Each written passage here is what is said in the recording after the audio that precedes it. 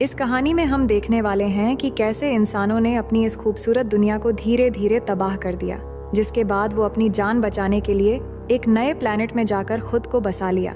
लेकिन वहां जाने के बाद भी वो सुरक्षित नहीं रह पाए, क्योंकि वहां उनका सामना हुआ एलियंस के भेजे गए खतरनाक मॉन्स्टर्स से। अब वहां उन मॉन्स्टर्स से वो कैसे लड़ेंगे, कैसे वो अपने जान को फिर से बचाएंगे और इस लड़ाई में किसकी जीत होगी, देखेंगे हम इस पूरी कहानी में। सो हेलो दोस्तों, मेरा नाम है इशिता और इस कहानी की शुरुआत में हमें ये दिखाया जाता है कि एक बच्चा जख्मी हालात में जमीन पे लेटा हुआ है और वो बता रहा होता है कि मैंने पृथ्वी के बारे में कहानी सुनी थी कि पृथ्वी आज से 1000 साल पहले एक बहुत ही खूबसूरत प्लेनेट हुआ करता था, लेकिन इंसानों ने उसे धीरे धीरे पूरी तरह बर्बाद कर दिया और पूरी मानव जाति खत्म होने की कगार पर आ गई।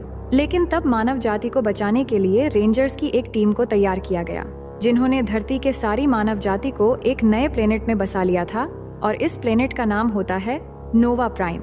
लेकिन इस प्लेनेट पर भी इंसान सेफ नहीं थे, क्योंकि एलियंस ने अर्सा नाम की खतरनाक मॉन्स्टर्स को छोड़ दिया, जो इंसानों के लिए सबसे बड़ी खतरा बन गई।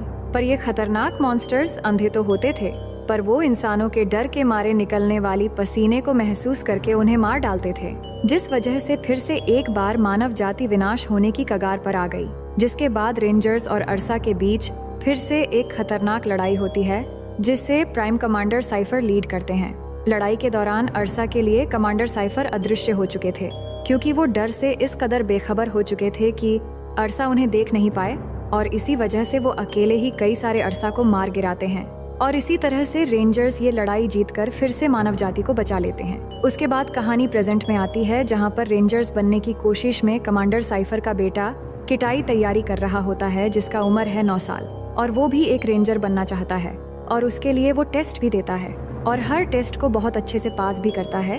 लेकिन वो आखिरी पड़ाव में फिजिकल टेस्ट के दौरान फेल हो जाता है, क्योंकि कई साल पहले जब वो छोटा था तब एक अरसा उनके घर में घुसकर उसके सामने उसके बहन को मार डाला था, और तब से उसके दिल में अरसा के लिए एक डर बैठ गया था, जिस वजह से वो फिजिकल एक्टिविटी में बुरी तरह से फेल हो जाता है और रेंजर बनने के लिए डिस्क्वालिफाइड हो जाता है।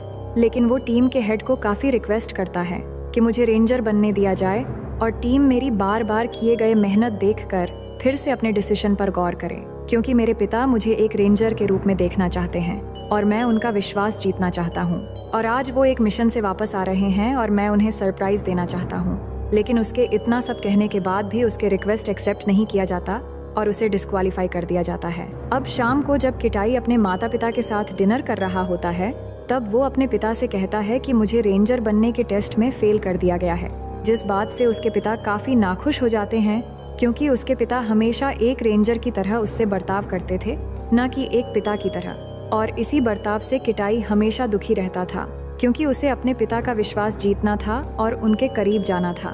फिर रात को साइफर अपनी पत्नी को एक तोहफा देते हुए एक खुशखबरी सुनाता है कि वो रेंजर्स को लेकर उनकी ट्रेनिंग के लिए एक दूसरे प्लेनेट पर जा रहे हैं और वहां से आने के बाद वो अपने रिटायरमेंट घोषित कर देंगे। उनका ये फैसला सुनकर उनकी पत्नी बहुत खुश होती है, पर उसे किटाई का भी फिक्र होती है। इसलिए वो साइफर से कहती है, तुम्हें किटाई के साथ अपने बेटे की तरह बर्ताव करनी चाहिए और उसे अपने साथ लेकर जाना चाहिए, क्योंकि वो हमेशा तुम्हारा साथ एक पिता की तरह चाहता है, ना कि एक कमांडिंग ऑफिसर की तरह। उसके बाद वो अपनी पत्नी की बात मान जाता है और वो किटाई को लेकर अपने अगले मिशन, जहाँ पर वो नए रेंजर्स को तैयार करेगा, उस सफर के लिए निकल जाता है। और जब ये रास्ते में होते हैं और साइफर सो रहा होता है, तब किटाई उस जगह पर जाता है जहाँ पर एक अरसा है। ये इस अरसा को अपने साथ इसलिए ले जा रहे हैं ताकि वो नए रेंजर्स को ट्रेनिंग करवा सके। और अब किटाई उस जगह जाना चाहता है, हालांकि वहाँ पर जाना मना होता है। लेकिन जब वहाँ पर जो सिक्योरिटी वाले होते हैं, उन्हें ये पता चलता है कि वो साइफर का बेटा है, तो उसे जाने की अनुमति दे देते हैं। हालांकि वो सब उसका मजाक उड़ा रहे होते हैं। और जब किटाई आगे बढ़ता है तो उसे वही विजन्स आने लग जाते हैं, जब एक अरसा ने उसकी बहन को मारा था, और वो डर जाता है। और उसके डर से अरसा पहचान जाता है कि उसके आसपास कोई है और वो घूराना शुरू कर देता है। लेकिन तभी वहाँ पर साइफर आ जाता है और वो उसे रोक लेता है। वही अब जब इनका स्पेस शिप आगे बढ़ रहा होता है, तो इनके स्पेस शिप के आगे बहुत सारे उल्कापिंड आ जाते हैं, जिस वजह से इनका स्पेस शिप काफी हद तक डैमेज हो जाता है। इसीलिए साइफर बोलता है कि स्पेस शिप को लासिया ग्रह की तरह मोड़ दो, क्योंकि वो ग्रह यहाँ से सबसे नजदीक है। और वो ऐसे ही करते हैं। वो लासिया ग्रह की कमांड स्पेसशिप में डाल देते हैं और उनका स्पेसशिप उल्का पिंडों से टकराते हुए वहां से निकल जाता है और इन्हें लगता है कि अब ये लासिया ग्रह के पास है। लेकिन जब ये कंप्यूटर पर चेक करते हैं तो वो लासिया ग्रह नहीं होता बल्कि कोई दूसरा ग्रह होता है और कंप्यूटर इन्हें निर्देश देता है कि इस ग्रह पर उतरने की कोशिश ना करें, ये एक बहुत ही खतरनाक ग्रह है। यहाँ पर कई तरह के वायरस है, बहुत ही खतरनाक जानवर है और इस ग्रह पर उतरना कानूनी अपराध भी है।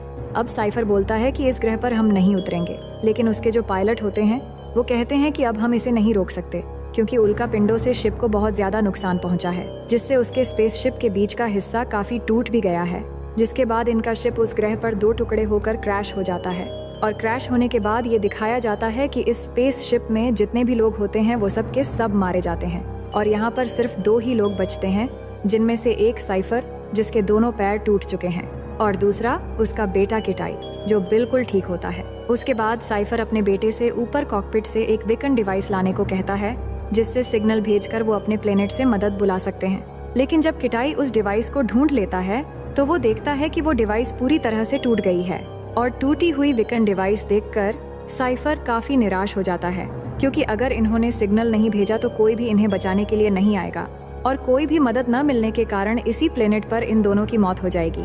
फिर वो अपने बेटे को बताता है शिप में 2 बीकन डिवाइस थे जबकि दूसरा डिवाइस शिप के दूसरे भाग में रह गया, इसलिए तुम्हें कैसे भी करके उसे ढूंढकर सिग्नल भेजना होगा। और साथ ही उसे चेतावनी देते हुए कहता है शिप के दूसरे भाग यहाँ से 100 किलोमीटर दूर पड़ा हुआ है जिस हिस्से में अरसा बंधा हुआ था और अब ऐसा भी हो सकता है कि वो अभी भी जिंदा हो और वहाँ से भाग गया हो, इसलिए तुम्हें सावधान रहना होगा। और उसे पूछता है कि क्या तुम्हें पता है कि ये कौन सा प्लेनेट है।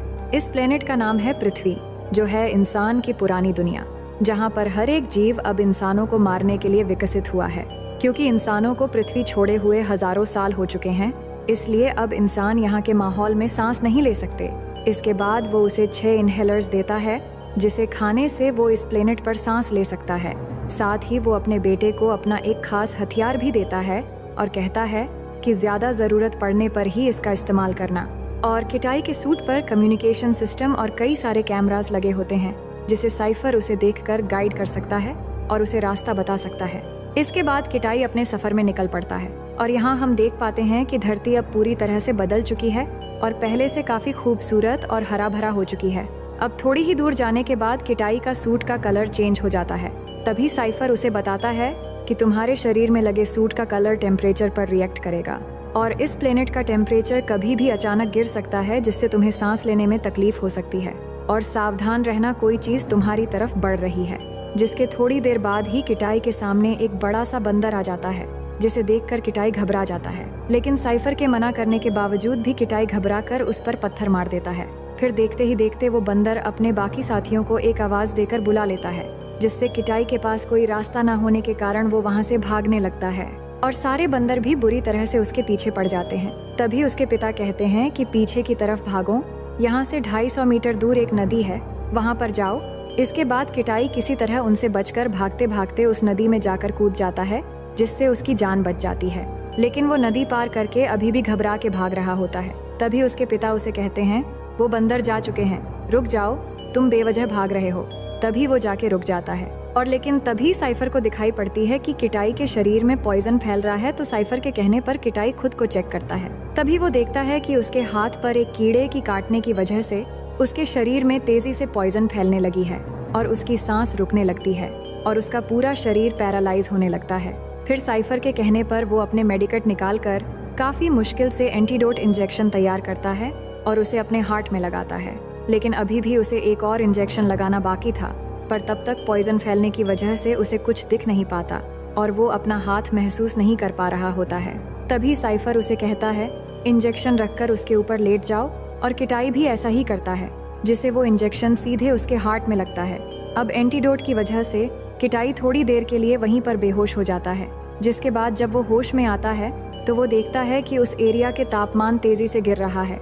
इसलिए उसके पिता उसे कहते हैं कि यहाँ से 10 किलोमीटर दूर एक गर्म जगह है जहाँ तुम रेस्ट कर सकते हो, जिसके बाद वो वहाँ से भागना चालू कर देता है। वहीं दूसरी तरफ हम देखते हैं कि साइफर अपने पैर को ठीक करने की कोशिश कर रहा होता है, लेकिन वो पेन किलर नहीं लेना चाहता क्योंकि पेन किलर के लेने से वो बेहोश हो जाएगा और उसके बेटे को गाइड करने वाला यहाँ कोई नहीं होगा, इसीलिए वो पेन किलर नहीं लेता। और ज्यादा खून बहने की वजह से उस पर बेहोशी छाने लगता है, लेकिन फिर भी वो खुद को जगा हुआ रखने की पूरी कोशिश करता है। अब यहाँ पर किटाई को पहला इनहेलर लिए हुए काफी समय हो चुका था, इसलिए साइफर उसे दूसरा इनहेलर लेने को कहता है। लेकिन जब किटाई अपनी मेडिकेट खोल के देखता है तो 5 में से 2 इनहेलर टूट चुके थे। इसके बाद वो उसमें से एक डोज ले लेता है। तभी साइफर उसे इनहेलर के बारे में पूछता है तो वो अपने पिता से झूठ बोलते हुए कहता है कि अभी भी 4 इनहेलर बाकी हैं। लेकिन यहाँ पर उसके दिल की धड़कन बढ़ते हुए देखकर साइफर को उस पर शक होता है। अब उसके बाद किटाई किसी तरह से अपना पहला रात जंगल में काट लेता है और फिर अगले दिन जब वो अपना सफर शुरू करता है तो वो देखता है कि कई सारे बंदर मरे पड़े हैं। इसका मतलब अरसा कहीं आस पास ही है। वहीं इस तरफ हम देखते हैं साइफर की तबीयत और भी बुरी तरह से बिगड़ने लगा है। तो वहीं दूसरी तरफ किटाई आगे बढ़ते हुए एक बड़े झरने के पास पहुंच जाता है। लेकिन आगे बढ़ने से पहले साइफर उसे बचे हुए सर्वाइवल किट के सामान के बारे में पूछता है, लेकिन यहाँ पर किटाई उसे फिर से झूठ बोलता है, जिस वजह से साइफर उसे किट दिखाने को कहता है। जिसके बाद जब साइफर देखता है कि सिर्फ 2 इनहेलर बचे हैं और 2 इनहेलर से शिप के दूसरे हिस्से तक पहुंचना नामुमकिन है, तो वो किटाई को आगे न बढ़कर वापस लौटने की ऑर्डर देता है। लेकिन यहाँ पर किटाई को लगता है कि उसके पापा उसे किसी भी काम के लिए काबिल नहीं समझते और उसके बहन के मौत के लिए भी उसे ही जिम्मेदार मानते हैं। इसलिए किटाई गुस्से में आकर साइफर का ऑर्डर ना मानकर उस झरने के ऊपर से कूद जाता है। अब जब वो नीचे की तरफ तेजी से ग्लाइड कर रहा होता है तब साइफर उसे बताता है कि कोई चीज तुम्हारा पीछा कर रहा है। तभी किटाई पीछे मुड़कर देखता है कि एक बहुत ही विशाल पक्षी उसका पीछा कर रहा है। साइफर उसे बताता है कि तुम्हें जल्दी से अपने सूट के पंख बंद करने पड़ेंगे ताकि तुम स्पीड से आगे बढ़ सको। और किटाई ऐसा ही करता है, जिससे वो और भी स्पीड से नीचे जाने लगता है और स्पीड तेज होने के कारण किटाई को लगता है उसने उस विशाल पक्षी से पीछा छुड़ा लिया है। पर तभी वो पक्षी उसके सामने से आकर उसे पकड़ लेता है। उसके बाद फिर जब अगले दिन किटाई होश में आता है तो वो खुद को उस विशाल पक्षी के घोंसले में पाता है। इसी दौरान कुछ शेर उस घोंसले पर हमला करके उस पक्षी के बच्चों को खाने की कोशिश करने लगते हैं, लेकिन किटाई उन बच्चों के साथ साथ खुद को भी बचाने की कोशिश करता है। लेकिन इस लड़ाई में पक्षी के सारे बच्चे मारे जाते हैं। फिर जब किटाई उस घोंसले से नीचे उतरता है तो वो देखता है कि वो विशाल पक्षी अपने बच्चों की मौत से गुस्से में आकर काफी जोर जोर से चिल्ला रहा है, जिसके बाद वो वहाँ से निकल जाता है। अब यहाँ पर किटाई आगे बढ़ते हुए अपने पिता से बात करने की कोशिश करता है। तभी वो देखता है उसकी कम्युनिकेशन डिवाइस टूट चुकी है, लेकिन फिर भी वो आगे बढ़ता ही रहता है और वो देख रहा होता है कि वो विशाल पक्षी अभी भी उसका पीछा कर रहा है। वहीं पर साइफर को ये चिंता हो रही होती है कि किटाई अब कहाँ होगा। तभी अचानक एक और चीज उन्हें दिखती है। दरअसल उन्होंने वहाँ पर फ्लाइंग कैमरास भी छोड़े होते हैं और उन कैमरास में उन्हें दिखता है कि उनके जो बाकी के क्रू मेंबर्स थे उन्हें किसी ने मार दिया है, जिससे उन्हें ये पता चल जाती है कि अरसा अब आजाद हो चुका है। लेकिन किटाई को ये बात नहीं पता और उसके पिता उसे बता भी नहीं सकते, क्योंकि इन दोनों का संपर्क टूट चुका है। अब किटाई को हम देखते हैं जो आगे जाके एक गुफा में रात काटता है और अपने पापा की बातों को याद करके एक मैप बनाता है ताकि वो जल्द से जल्द शिप तक पहुंच सके। फिर अगले दिन वो गुफा से निकलकर अपने रास्ते में निकल पड़ता है और थोड़ी दूर जाने के बाद वो बचा हुआ आखिरी इनहेलर भी ले लेता है। उसके बाद वो कुछ लकड़ी इकट्ठा करके एक बोट बनाता है और अपना सफर एक नदी से होते हुए जारी रखता है। और कुछ दूर आगे जाने के बाद उसे थकान की वजह से नींद आने लगती है, इसलिए वो इस बोट के ऊपर ही सो जाता है। इसके बाद हम देखते हैं कि अचानक वो नींद से उठ जाता है और उठकर देखता है कि इस नदी के एरिया का तापमान अचानक गिरने लगा है और इस नदी की पानी बहुत तेजी से जमने लगा है। जिसके बाद वो वहाँ से निकलकर एक गर्म जगह ढूंढने की कोशिश करता है, पर उसे गर्म जगह कहीं नहीं मिलता और वो वहीं पर गिरकर बेहोश हो जाता है। तभी हम देखते हैं कोई चीज किटाई को घसीटता हुआ ले जाकर एक गड्ढे में सुला देता है। फिर अगली सुबह जब किटाई उस गड्ढे से बाहर आता है तो वो देखता है कि वही विशाल पक्षी सारी रात उसके ऊपर बैठा हुआ अपना पंख फैला के किटाई को पूरी रात गर्म देकर बचाया है, क्योंकि किटाई ने उसके बच्चों को बचाने की कोशिश की थी। फिर जब किटाई उसकी जान बचाने के लिए उसे थैंक्स कहता है तो उसे पता चलता है कि वो पक्षी अब जिंदा नहीं है, क्योंकि पूरी रात की ठंड की वजह से वो अपना दम तोड़ चुका था। पर वो बहुत समय पहले इनहेलर लेने की वजह से अब उसे सांस लेने में दिक्कत होती है। पर तभी उसे जमीन पर एक शिप का टुकड़ा मिल जाता है। उसके बाद जब वो एक पेड़ पर चढ़ के देखता है तब उसे शिप का दूसरा हिस्सा मिल जाता है। उसके बाद वो शिप के पास भाग कर जाता है और वहाँ पहुंचकर सबसे पहले इनहेलर लेता है। फिर वहाँ से हथियार लेकर अरसा को चेक करने जाता है, जो वहाँ से पहले ही भाग चुका होता है। उसके बाद वो वहाँ से एक मरे हुए रेंजर से कम्युनिकेशन डिवाइस लेता है और इमरजेंसी बीकन डिवाइस को भी ढूंढ लेता है। फिर वो अपने पिता से कांटेक्ट करता है और उन्हें बताता है कि वो शिप के दूसरे हिस्से तक पहुंच गया है और उन्हें ये भी बताता है कि अरसा पिंजरे से भाग गया है। लेकिन सिग्नल में दिक्कत होने की वजह से किटाई अपनी पिता की बात नहीं सुन पाता। हालांकि किटाई की आवाज साइफर को साफ सुनाई दे रही होती है। इसके बाद किटाई उस वीकन डिवाइस से सिग्नल भेजने की कोशिश करता है, लेकिन ऊपर बादल में बिजली की एक पतली परत होने की वजह से सिग्नल ऊपर नहीं जाता और इस बात से किटाई भी काफी परेशान हो जाता है। फिर वो शांत होकर अपने पिता की तरह सोचने लगता है, तो उसे ध्यान आता है कि वो पहाड़ के ऊपर जाके भी सिग्नल भेज सकता है। लेकिन आगे बढ़ते हुए किटाई के मन में अरसा का डर बैठा होता है, इसलिए जैसे ही वो पहाड़ के पास पहुंचता है तभी अरसा को उसके डर का महसूस हो जाता है। लेकिन यहाँ पर किटाई भी समझ जाता है कि अरसा उसके आसपास ही है, इसलिए वो भागकर एक गुफा के अंदर चला जाता है। लेकिन गुफा के अंदर आने के बाद अभी भी वो अरसा से डर रहा होता है और इसी डर को महसूस करते हुए अचानक अरसा उसके सामने आकर उस पर हमला करना शुरू कर देता है, जिससे किटाई काफी इंजर्ड हो जाता है। और इसी हड़बड़ी में वो अचानक वहाँ पानी के एक गड्ढे में गिर जाता है, जिससे थोड़ी देर के लिए अरसा उसे ढूंढ नहीं पाता। लेकिन वो जैसे ही पानी के बाहर आने की कोशिश करता है तो अरसा फिर से उसका डर महसूस करके उस पर हमला कर देता है और उसे फिर से इंजर्ड कर देता है। पर किसी तरह से वो उस गड्ढे से निकलने में कामयाब हो जाता है और निकलकर ऊपर चट्टान में आकर वो फिर से सिग्नल ढूंढने की कोशिश करता है। लेकिन तभी अरसा भी उस गड्ढे से बाहर निकल आता है और इस बार किटाई को वो काफी बेदर्दी से मारता है और उसे बुरी तरह इंजर्ड कर देता है। जिसके बाद किटाई दर्द से जूझते हुए अपनी बहन और पिता के बातों को याद करता है, क्योंकि जब वो छोटा था तो उसके सामने एक अरसा ने उसकी बहन को मार डाला था। और ये सब पलों को याद करके किटाई के मन में अब डर की जगह बदले की भावना पैदा हो जाती है। फिर वो अपना हथियार उठाता है और अरसा पर टूट पड़ता है। और यहाँ पर जब अरसा कोई डर महसूस नहीं कर पा रहा था, इसलिए वो किटाई को देख नहीं पा रहा था। इसका मतलब किटाई अब उसके लिए अदृश्य हो चुका है। उसके बाद किटाई अपना आखिरी खतरनाक वार करता है और उस हथियार से अरसा को मौत के घाट उतार देता है। अब अरसा को मारने के बाद किटाई बीकन डिवाइस उठाता है और इस बार वो सिग्नल भेजने में कामयाब हो जाता है, जिसके बाद रेंजर्स आकर सही समय पर साइफर को बचा लेते हैं। और अंत में हमें ये दिखाया जाता है कि किटाई और उसके पिता के बीच में जो दूरियां थीं, वो अब पूरी तरह से खत्म हो चुकी है और साइफर जख्मी होने के बाद भी अपने पैरों पर खड़े होकर अपने बेटे को सैल्यूट करते हैं, क्योंकि उन्हें अपने बेटे पर गर्व है। और इसी के साथ ये कहानी यहीं पर खत्म हो जाती है। तो दोस्तों, उम्मीद है कि ये स्टोरी आपको पसंद आई होगी। मिलते हैं एक और मजेदार स्टोरी के साथ।